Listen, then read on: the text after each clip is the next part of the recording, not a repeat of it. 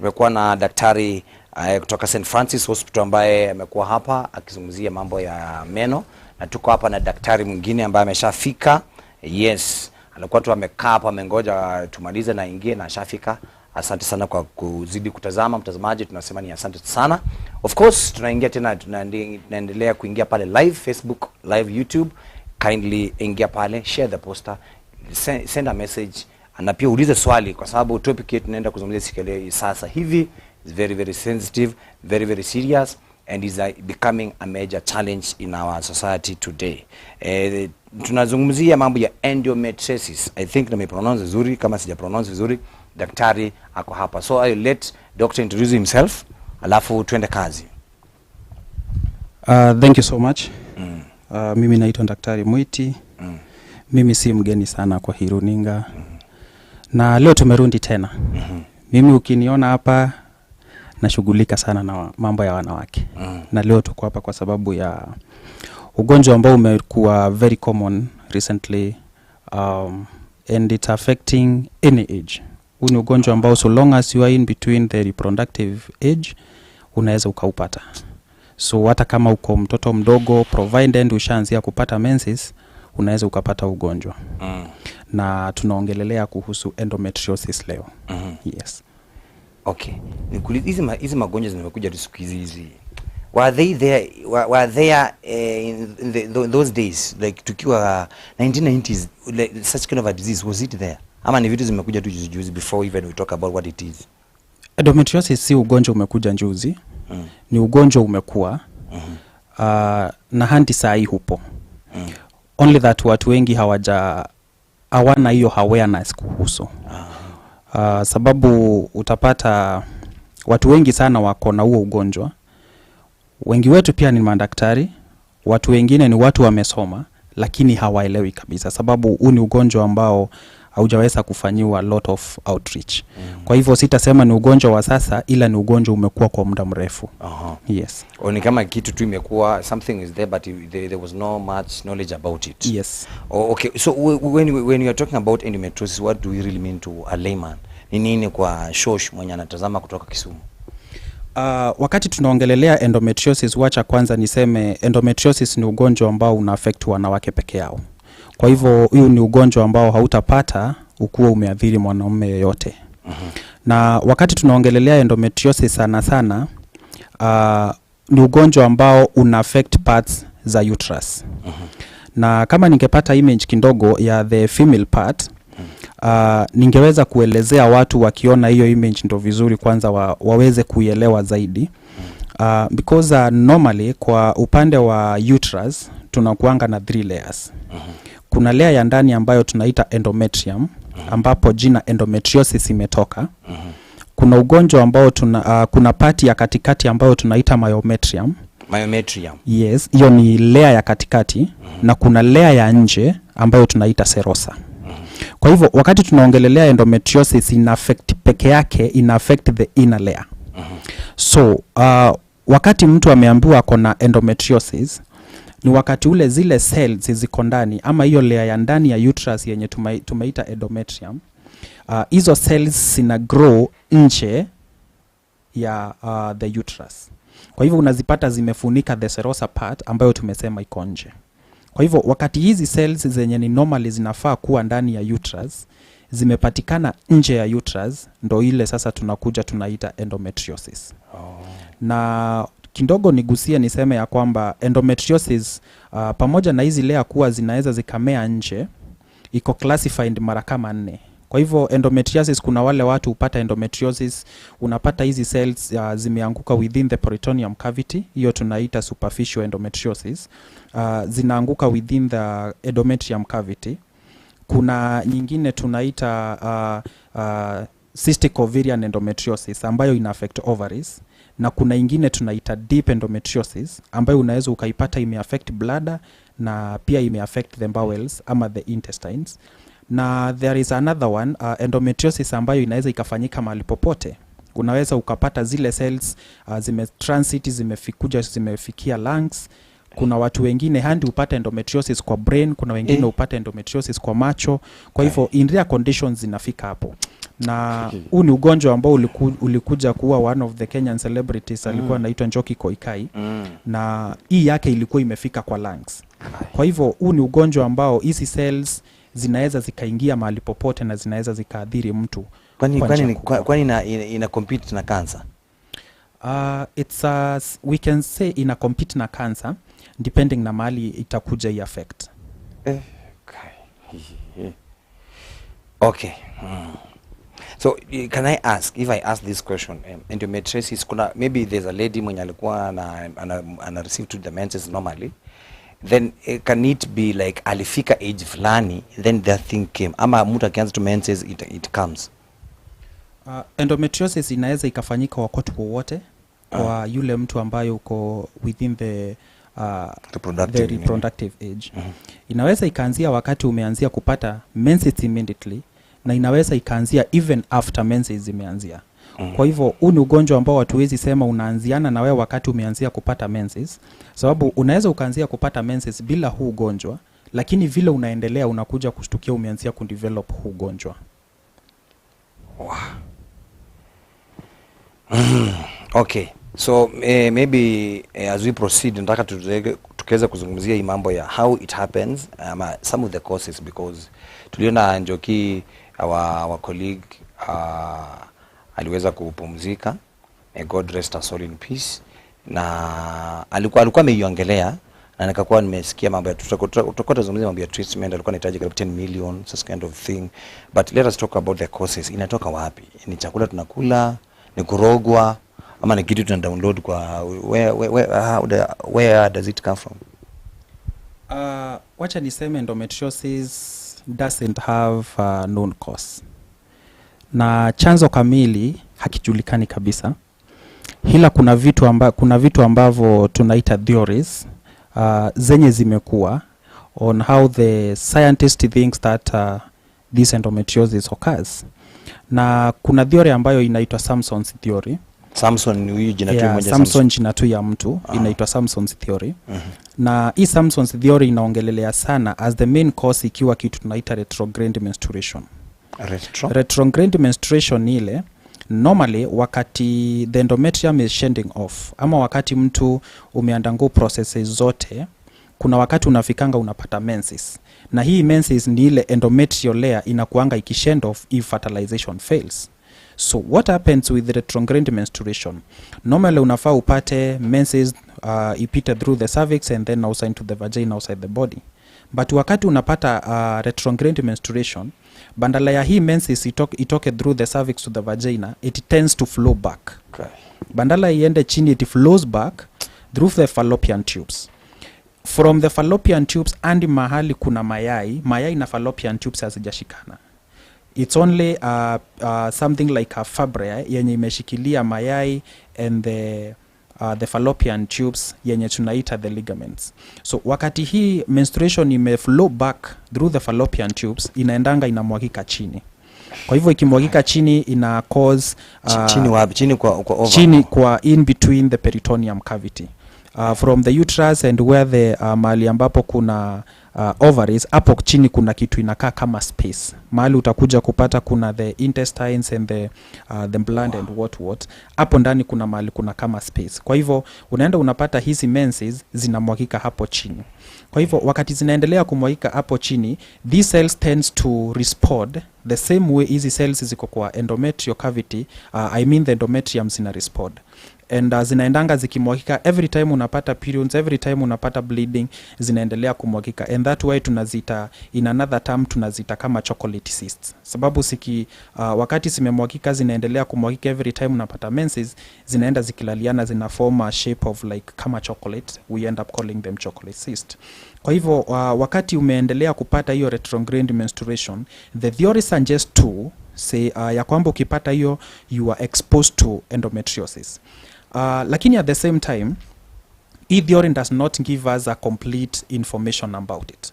Sababu vile tumesema kuna wale watu ambao hawatapata hii endometriosis in the peritoneal cavity and they end up kuipata either kwa lungs ama kuipata kwa brain.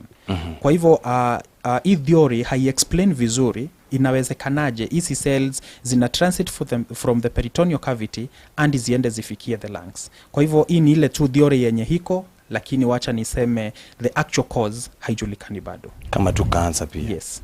Wow, that is the first theory. Now that's the first theory. Alafu sasa the second theory ni hiyo ingine ya hizo cells ku metaplize, the metaplasia of the cells zenye ziko ndani they develop, but the entire thing on explaining vile hizi cells zinakuja ku develop outside bando haijakuwa in details. Kwa hivyo that why the basic thing remains to be the exact cause it's not known. Yes. Wow. Nataka tukaweze kuzungumzia about it. Nataka tukaweze kusonga mbele. We talk about maybe symptoms and signs, because our ladies, kuna mtazamaji ambaye anatazama na maybe ako nayo lakini hata hajajua. Maybe symptoms ni kama gani daktari?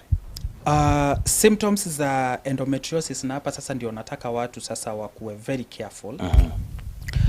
Kitu cha kwanza, ile complaint watu wengi wanakuja nayo hospitali ni kitu tunaita severe dysmenorrhea. What we mean by dysmenorrhea is painful menses. Wakati mtu ako kwa siku zake za mwezi, these people goes through a lot of pain, severe pain. To a point of unapata mtu hawezi akafanya the daily usual calls. Wengine kama ni shule hawezi enda shule. Kuna wale watu wakiwa on your menses, hata kama wako kwa ofisi, the whole office will know this person is having a menses because of the extreme pain. That is number one symptom ya huu ugonjwa endometriosis. Na huu chungu tumeuclassify mara 2-3. Huu chungu tumeuclassify like 2 times, mara 2-3. Uchungu wa kwanza sana sana, ingawaje mtu anakuwa na this chronic pelvic pain throughout, unapatanga mtu anapata huu chungu sana wakati ya menses. Kwa hivyo wakati mtu menses, you undergo a lot of pain. Number 2 classification ya huu chungu ni wale watu ambao experience pain either during or after sex. Watu wa endometriosis, they can never enjoy sexual intercourse because of too much pain. Na uchungu mara ya 3 ni wakati mtu you are using the bathroom, or most of the times when you go to the long calls. Ukienda on your long calls, especially when you're on your menses, you experience a lot of pain again. Where? Behind ama huko? Yes, behind. And the reason why this happens, kuna ile part tulimention ya kwamba kuna deep endometriosis ambayo ina affect the bowels. The bowels ni general term ya the intestines, na ambayo ina affect the bladder. Kwa hivyo wakati kuna that movement as you pass your stool, because kuna hizo cells zenye zimejiattach kwa bowels, you experience a lot of pain because of the cells that are there. And number 2, because inaweza bando ikakuja ika-affect bladder, you experience a lot of pain wakati unakojoa. Kwa hivyo uchungu una-experience mara 3, but more severe when you on your menses. Even though when you are not on your menses, bando kuna uchungu, wakati uko kwa menses, this is the most severe. And then again, number 2, kuna wale watu who experience a lot of bleeding, tunaita menorrhagia. Medically unafaa kutumia at least like 3 to 4 pants in a normal day, in a day. But kuna wale watu hutumia pants hata kama ni 5-6, na hizi pants ziko fully soaked, zimejaa to a point of zinaweza zikaanzia kuwa zina leak. Kwa hivyo hii ni kitu ingine, this is another sign yenye ukiona experience unafaa kufikiria unaweza kuwa na ugonjwa wa endometriosis. And another sign, kuna wale watu they bleed in between periods. Normally kuna wale watu ujua wanapata period after 28 days, after labda 13 days, after 21 days. But inakuja kufika mahali ukiwa na huu ugonjwa, you can never track when you are likely to bleed. Sababu na hii bleeding si ati uko kwa menses, ni bleeding tu. Umetulia and then just bleeding starts. Because this condition iko somehow related na condition ambayo tunaita endometriosis. I think this a condition I might speak about some other times. Na this is the main reason why unapatanga watu wengi wanapata bleeding. So kuna wale watu they can never track their menses. Unaweza ukambleed leo umbleed for like 10 days. And then after you go for a break for like 3 days or 4 days, and then bleeding starts again. So that one is also another symptom yenye watu wengi ukuwa nayo. Any other symptom ni wale sasa watu watakuwa wana feel ni kama wako na irritation kwa abdomen. Sababu wakati hizi lower abdomen. Sababu wakati hizi cells zimeenda zimekuja zikaingia zimemwagika pale, now and then you might experience some kind of burning ama some kind of irritation in the peritoneal cavity. Na those are the basic signs zenye mtu akiona na akiwa na endometriosis anafaa achunguze. Kwa hivyo this too much pain actually uchungu wa ama the normal cramps should not prevent you from doing anything. Kuna watu wengi sana wako on their menses but wanafanya kazi zao kawaida and you can never know whether they are on their menses. But there are some people who experiences a lot of pain to a point of some of them even faint. Some of them cannot even go to work. Some of them wako kazi but they are entirely, you can tell they are entirely sick. That one is not normal. And the first thing, even though kuna causes zingine ambazo zinaweza zika cause this kind of painful menses, ni vizuri sana kuangaliwa usikue you are candidate of this endometriosis thing. Yes. The risks, kwa sababu kuna watu people go through hiyo pain, wamesema severe pain, alafu wanasema tu unajua hii ni kawaida tu yetu ya ladies, but they maybe they really don't. So maybe if you can talk about the risks of this tunazaita monster. Most of the risks zenye mtu unaweza sasa ukapata wakati if you will not treat this endometriosis. Number one, haujui huu ugonjwa umeaffect wapi. Haujui hizi cells kama zimefika kwa lungs, haujui kama ziko kwa brain, haujui kama ziko within the peritoneal cavity. You cannot tell where they are. Kwa hivyo number one, the risk number one yenye watu wengi sana na ni common sana, sababu it's very rare upate hii endometriosis imeenda to any other part. Most of the times inakuanga kwa the peritoneal cavity. Wale watu ambao wako na ugonjwa endometriosis, they suffer infertility. And the reason why they suffer infertility, pale mwanzo kuna mahali tulimention something like cystic ovarian endometriosis. Wakati hizi cells zimemwagika, they tend up to clog ama zina block the fallopian tubes. They can as well surround the cervix, surround the ovaries. Ikue hizi mayai zote, the layer yenye iko juu ziko covered na these endometrial cells. So inakuwa vigumu sana kwa watu ambao wako na endometriosis kupata mimba. Another risk, of course, it's the common risk, it's issue with anemia. Because kila wakati unafaa ukibleed, like after every month you're bleeding, na ukibleed you bleeding excessively. So most of the times wale watu wengi wako na huu ugonjwa ni wale wanakuja kupata anemia. And some of them they end up collapsing because they don't know kama HB yao iko chini ama in other ones damu yao haitoshi. Kwa hivyo these are the risks, these are the complications zenye watu wengi wanaweza wakazipata. Na even though tulisema the exact cause haijulikani na kuna two theories za vile huu ugonjwa unaweza ukapatikana, kuna vitu kama risk factors. The risk factor number one, kuna wale watu wansia kupata menses on their very early age. Unapata wengine from 12 years washaanzia kupata menses and even as early as 9 or 10 years. Kwa hivyo these people are somehow at risk of could develop huu ugonjwa wa endometriosis. And another thing, it's there are people who have defects ama wako na congenital defects kwa their uterus. Unaweza enda upate kuna watu wako na like 2 uteruses in the abdomen ama wako na kitu kama septum. Yes. Kuna watu wako na uterus mbili. So unaenda unapata maybe kwani moja, okay, hizo mbili ziko wapi sasa? Within the normal part where inafaa kukua, but unaenda unapata within hiyo uterus iko na kitu kama septum katikati. So unapata kuna mtu ako na uterus pande hii na uterus pande hii. Na most of the times moja ndo inakuanga placed correctly. But kuna hiyo ingine ya ndani, na pia ya ndani usisahau bando iko na layers, bando iko na endometrium.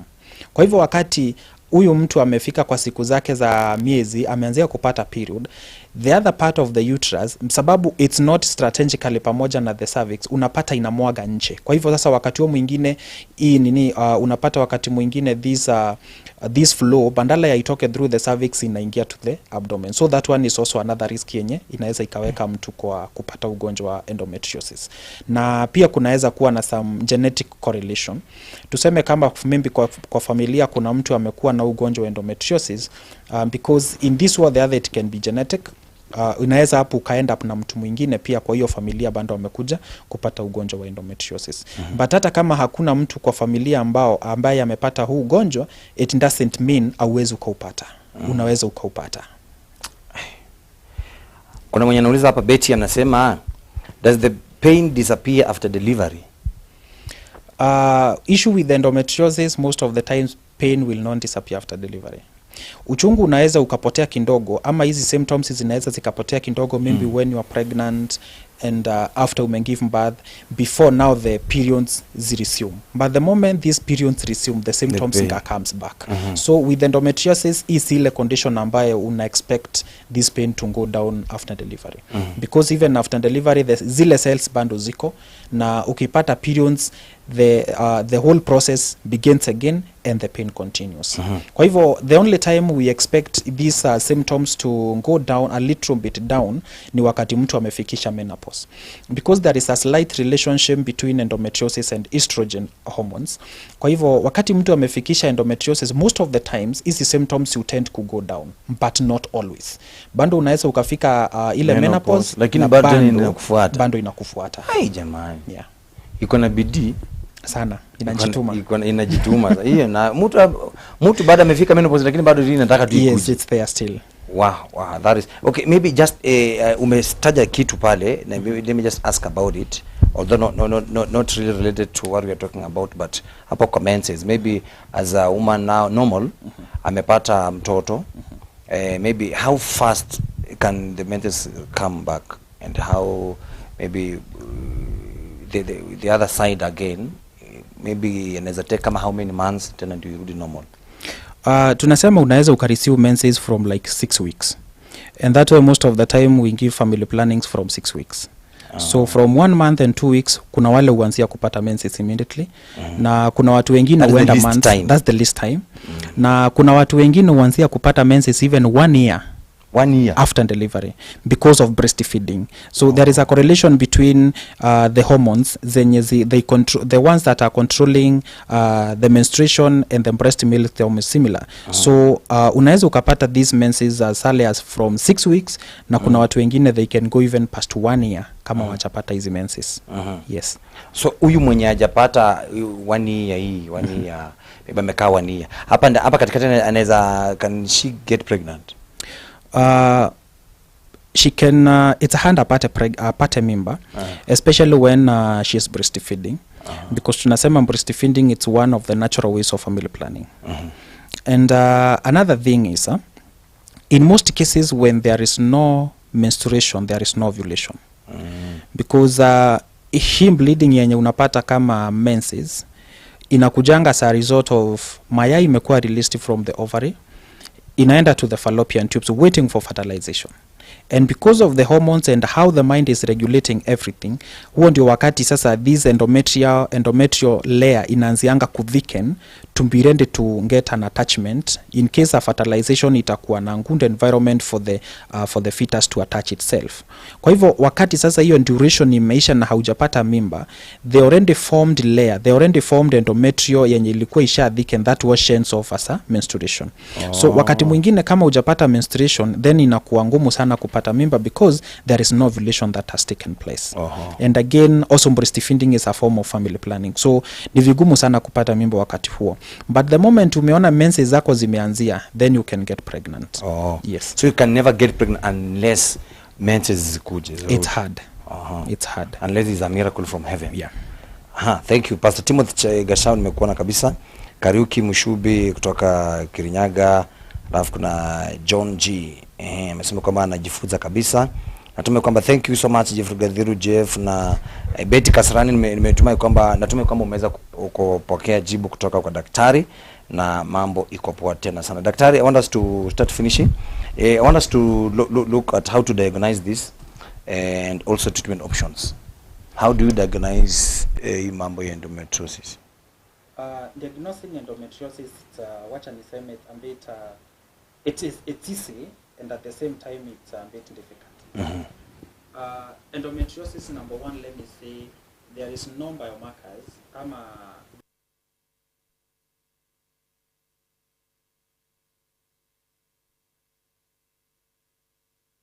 Let me just tunapoendelea pale, wacha tusome hapa ujumbe. Tuko na mwingine hapa anasema kwamba anazidi kujifunza tena sana. Joff, umeridhika na hiyo swali ama na hiyo jibu daktari? Alafu kuna huyu pastor nimemuona kabisa. Alafu there is James, nimekuona. Thank you. Alafu kuna Veronica Orengo. Orengo, ama we ni sister wa the famous Orengo. Tuko na nani mwingine? Kariuki. Alafu tuko na Jen. Alafu tuko na Bagaria.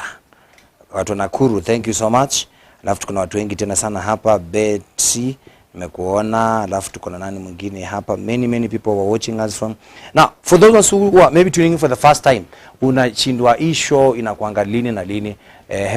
The show is every Monday to Thursday kuanzia saa 12 mpaka saa 3, lakini on Mondays inafika mpaka saa 4 because we have a live band. Kwa hivyo daktari, you are responding to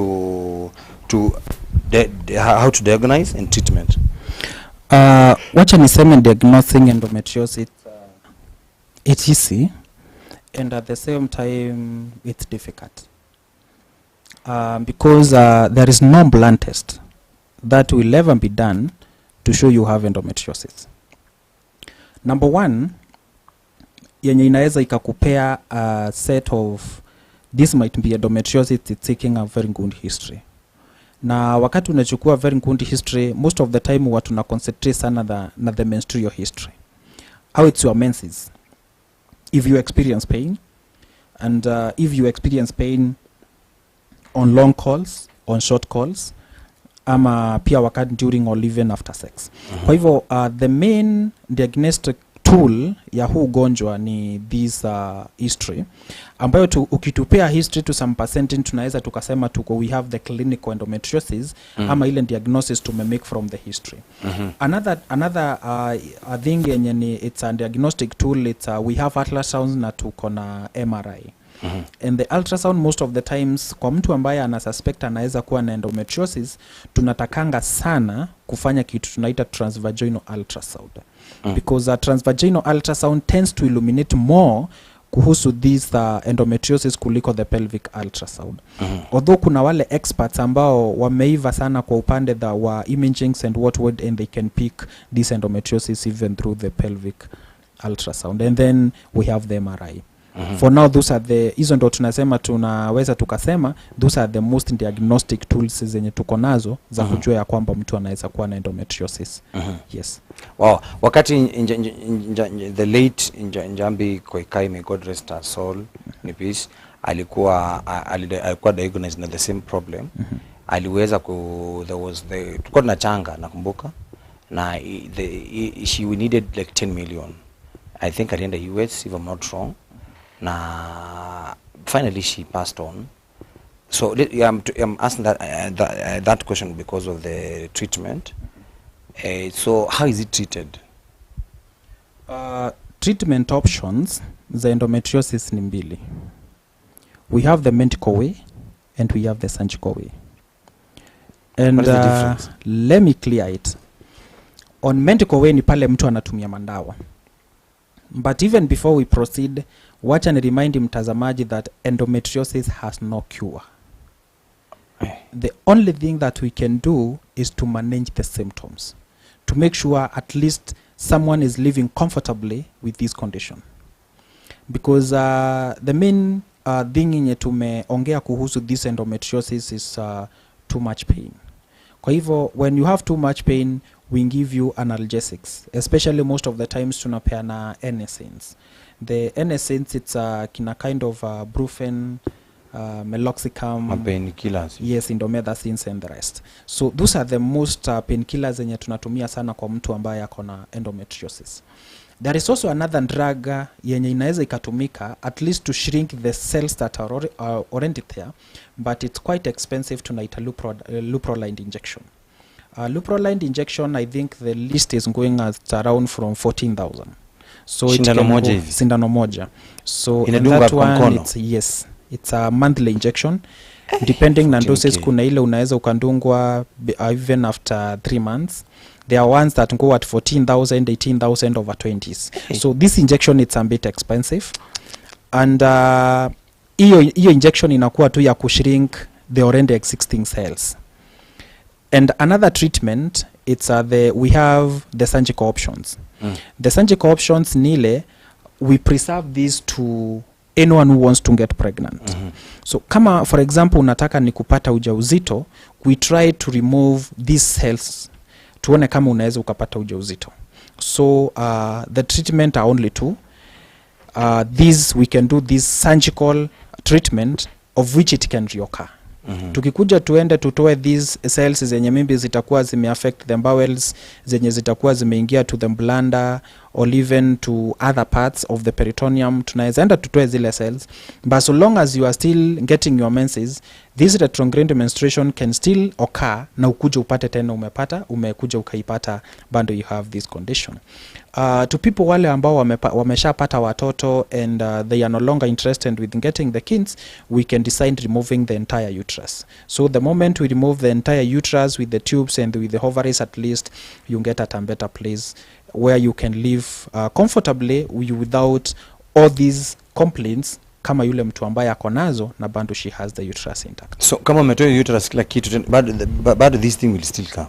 So the only problem that can happen if it happens to umetoa uterus na kukue kuna zile cells already zilikuwa zimeingia ndani and we fail to remove them, there will still be that pain, there will still be irritation.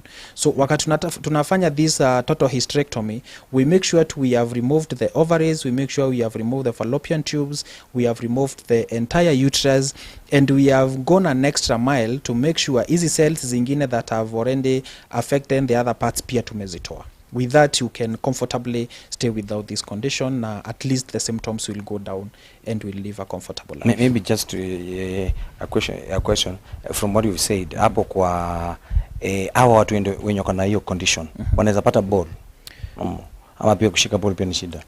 Kupata mimba ni shida because if it happens it may affect the fallopian tube, and by any chance it may cause blockage of the fallopian tubes. Number one, it will become hard to conceive. Number two, if it has affected the ovaries, hii layer sasa ishaenda na imecover the ovaries completely, it's again hard to conceive.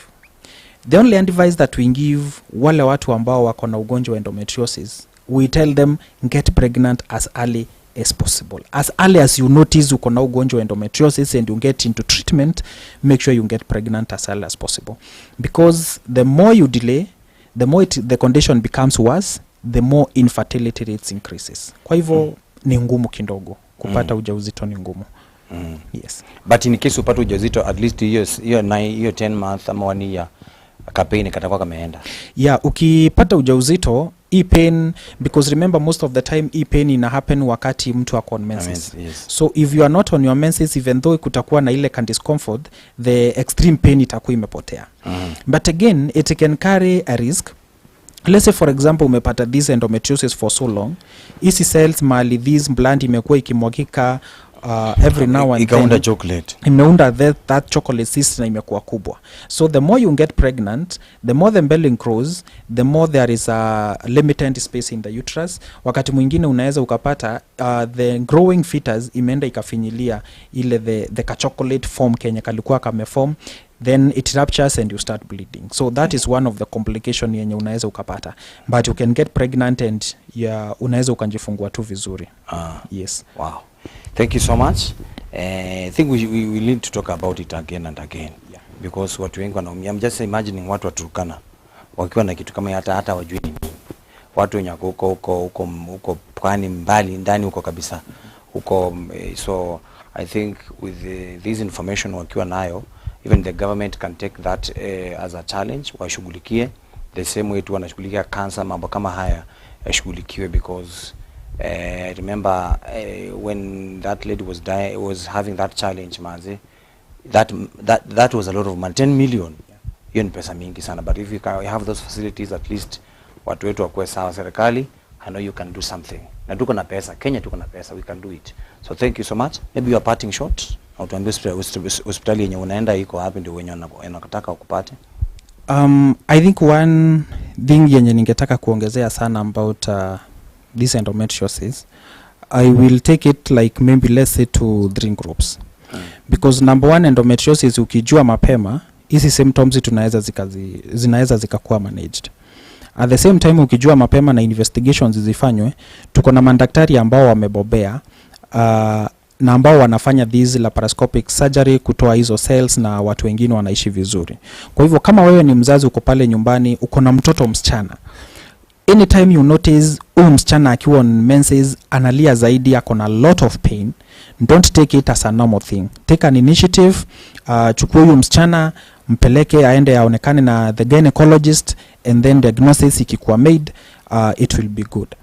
Another thing is endometriosis ni kitu ambayo nimeona kwa watu wengi sana, na nimejua pia watu wakubwa na even people who are learned, they do not have any information about this one. So this one and that way tumeongelelea hii issue, na ni condition ambayo nimetaka sana kufanya outreach about endometriosis, especially kwa watoto wandogo.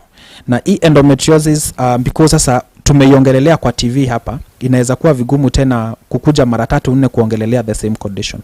But tuko na watu nje, and this one I'm sending it to teachers, and I'm sending it to even to pastors and bishops.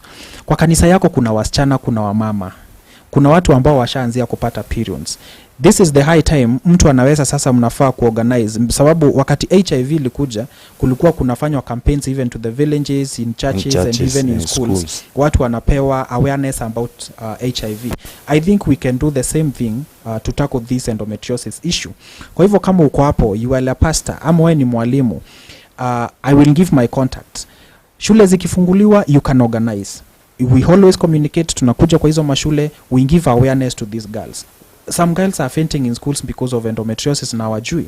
Some other people are suffering endometriosis wako kwa makanisa na hawajui. And I believe the moment hii awareness imetengenezwa na wamekuja wamefikiwa, then tutakuwa tumesaidia a bigger population. So even if we are there, you are pastor and you would want maybe nifike, even in your church you organize like a seminar, like a what, I can give this awareness to the people, I can come. Kwa wale ambao watu ambao wako ni walimu, I can give this awareness to your students, and tutakuwa in a very good opportunity to curb the spread on ya ugonjwa endometriosis. Wow. So you can easily get me in Thika. I'm based in Thika. I as well do hospital visits, different hospital visits to do reviews and what. So ukitaka kwa mtu yeyote ambaye anaweza hitaji kunipata, anaweza akanipata Thika. Yes. Wow, mitandao unajitaje? Kwa mitandao niko Facebook najiita MWITI KE, and unfortunately I'm not in Instagram, I'm not in there's no problem. I'm not in X. So I think most of the best place unaweza ukanipata kwa mtandao ni kwa Facebook at MWITI KE. There is also a page ya clinic inajiita Covenant Medical and Diagnostic Center, and there is also a page yenye nimejiita Dr. MWITI, then dash nimeweka obstetrics and gynecology specialist, and then at the same time niko YouTube, unaweza ukanitafuta YouTube, na nimefanya hii video ya endometriosis actually nimeifanya na iko YouTube, nimejiita Dr. MWITI KE.